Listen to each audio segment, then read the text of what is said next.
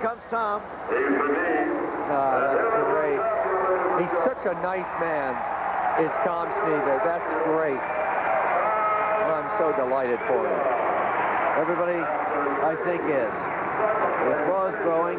Car coming up on the little ramp there. Checker. Whoops! Watch it there, Tom. Jeez. It's like you almost drove off the edge. That'd be a heck of a thing to do at this late stage.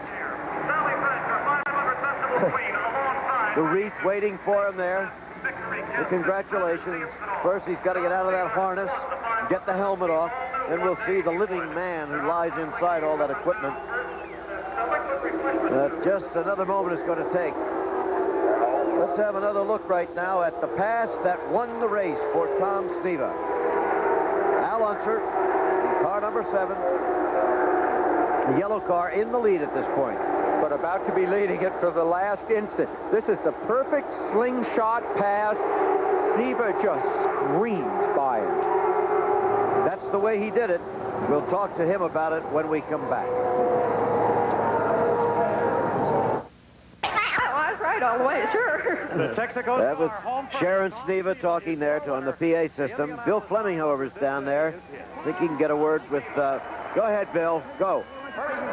Tom, one thing that has to occur to you as you took that white flag, can I make it those 2.5 miles? Well, we had a pretty good idea we could. The light had started flashing on with about 5 laps to go. But wait a minute, the light, the fuel light. Exactly. The fuel light was on, but I thought we had enough to go the distance. The crew were trying to convince me that we had enough to go the distance, and I was just happy to see the white and then the checker. Tom, at any time were you annoyed in trying to get around Al Unser Jr.? Yeah, I was a little concerned about that act. Number one, he passed a couple cars before the light went green, and then he made it a little tough for us to get by. But, you got to give the fans a show for their money, and I couldn't stand many more heartbeats, so I had to go to the front and stay there. Well, George McNutt wasn't worried at all. He wasn't worried about fuel. He wasn't worried about the fact that Al Unser Jr. was blocking you. He said you had plenty to go, and he said this was your day. He's right. Well, he should have been sitting in my seat, I'll tell you, because it was a little bit more serious where I was sitting than maybe in the grandstands. But we're happy for the Texaco people, and the Star ran super all day. Now, when you get a fuel warning light, how much can you just generally bank on? Well, you get a pretty good idea what it's going to do, and it comes on a little too early for this race, but you got to live with it. But it makes the heart go pretty hard because the light flashes on and off. Until it comes on solid, you're not in too serious of trouble. Was it on solid? It was the last lap, but... but you never let up. Well, you can't. You got to go for it. Well, you caught the bouquet 3 times as a bridesmaid. You finally made it to the altar. It feels a lot better, too, I'll tell you. Al Unser Jr., congratulations on finishing the race in such strong fashion that you will almost certainly be strongly in the running for possible Rookie of the Year honors. How do you feel about it? Well, I feel good. The car did a super job, and the crew didn't mess up one pit stop, so everything's fine. There was a sequence late in the race when you found yourself behind your father, who was in the lead, and in front of Tom Sneva, who was chasing him. Did you, in fact, find yourself conscious of that, and did you try to obstruct Sneva a bit? That's what I was trying to do. I was behind him on the yellow flag behind Sneva, and so I thought I'd have to jump him to get in between because I knew what the deal was up on the board. So when I jumped Sneva, I overjumped him, and I got Dad too, and I didn't want to get Dad, but I ended up getting him too. So when he came back by me on the front straightaway, I went ahead and let him into one, and then I did all I could to stay just about, 4 or 5 car lengths off of him, just enough to mess up Sneva's there behind us, and it was working there for a while. We went quite a ways, but then we got into some traffic, and there near the end, Dad wasn't working as good as he was before, so... There was a time when the flagman was trying to wave you over to let Sneva by. Did you ever see the flagman doing that? Nope. Sure I saw him, but I wasn't going to, there was, I was holding my ground, and I wasn't blocking Sneva, but, I was holding my own ground, and if I could help Dad win the race, I was going to. That's racing, right? That's racing, yep. Congratulations again. Thank you. Some final laps. What was going through your mind there when you and your son and Tom were racing so closely? Well, I was just glad to see Al out there, and I was hoping that I could hold Tom off, but down the straightaway, he just overhauled me, and then I got pretty loose there at the last, so I couldn't, I just couldn't keep up with him. Were you thinking about number 4? No, I'm thinking about winning, Chris. I don't care about the numbers. It's just a point of winning. That only counts in horseshoes.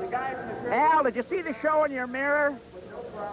No, I didn't. That was Al and Tom, or Al Jr. and Tom having a private duel of their own behind you, right behind you. Well, I knew somebody was back there, but I didn't know who. Okay, it was a fine race. Congratulations on your second place. Thank you. Well, my sincere congratulations to all concerned. Well, what you saw so far was, of course, shot earlier today. Now, it's very dark here in Indianapolis, and well, it's been a very long day for us all. So let us now look at the unofficial order of finish, because not until 8 o'clock tomorrow morning will we get the official finishing order.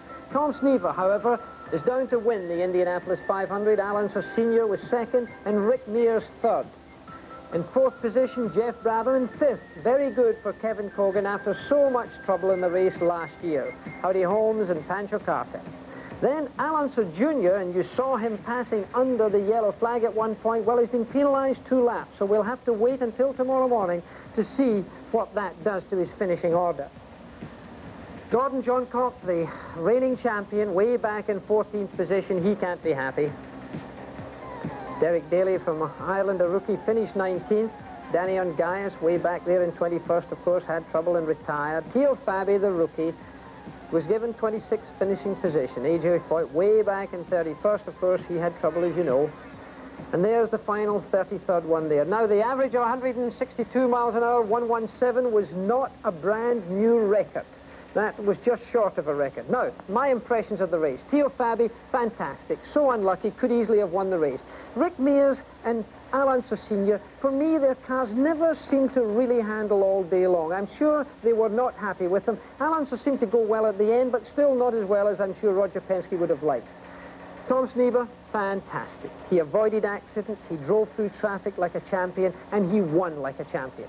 To George Bignotti, a very big congratulations. It's his 7th Indianapolis 500 victory as a chief mechanic.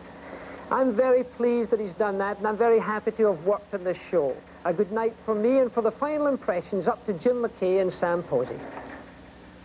All right, Sam. We're up here again. Thank you, Jackie. You know, I said at the beginning, Sam, that the real stories are the personal, the human stories inside the race cars. Couldn't have had a more human story than a son in his first Indianapolis 500 trying to block out the opposition, admittedly, to allow his father to win the race. Didn't work, but it was quite a story while it lasted. It certainly was, and it makes you Rookie of the Year story will be. We won't know that until tomorrow night at the dinner, right? Exactly. Who would you pick? Would it be Al Unser Jr. for his performance at the end, or Theo Fabi for his performance at the beginning? I'll let you know tomorrow night at the dinner. Our thanks, by the way, to the United States Auto Club for their help with the timing and scoring of today's race. Our thanks to Mrs. Tony Holman, the chairman of the board, Joe Cloutier, the president of the Indianapolis Motor Speedway, everybody who's been such a big help to us during the merry, merry, rainy month of May in Indianapolis, Indiana. This is Jim McKay with Sam Posey. Good night.